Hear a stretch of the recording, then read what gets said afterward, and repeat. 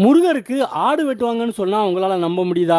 இன்னைக்கு இன்ஸ்டாகிராம்ல ஒரு வீடியோ பார்த்தேன். அதுல ஆடை வெட்டி அந்த ரத்தத்தை முருகர் மேல ஊத்துறாங்க.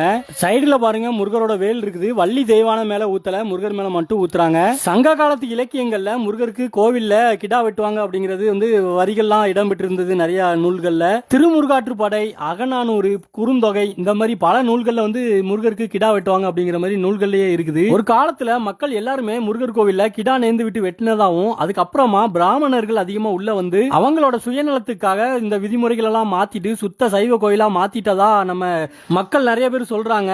ஆனா என்னதான் இருந்தாலும் நம்ம சீமான் அண்ணன் சொன்ன மாதிரி நான் கறி சாப்பிட்டுட்டு தான் கோவிலுக்கு போவேன்னு சொல்றதெல்லாம் சுத்த தப்பு. ஏன்னா கோவில்ல கிடா வெட்டுறாங்கன்னா வெட்டினதுக்கு அப்புறமா அங்க சமையல் செஞ்சு சாப்பிடுவாங்களே தவிர அசைவம் சாப்பிட்டுட்டு எந்த கோவில்லையுமே யாருமே போக மாட்டாங்க. பழைய காலத்துல இருந்த விதிமுறையை நீங்க மறுபடியும் கொண்டுட்டு வந்துட்டு முருகர் கோயில்ல கிடா வெட்டணும் அப்படின்னு நினைக்கிறீங்களா? அப்படி இல்லைன்னா இப்போ என்ன இருக்குதோ இதே மாதிரி சைவ வழிபாட்டு முறையை மேற்கொள்ளணும் அப்படின்னு நீங்க நினைக்கிறீங்களா அப்படின்ட்டு கமெண்ட்ல சொல்லுங்க.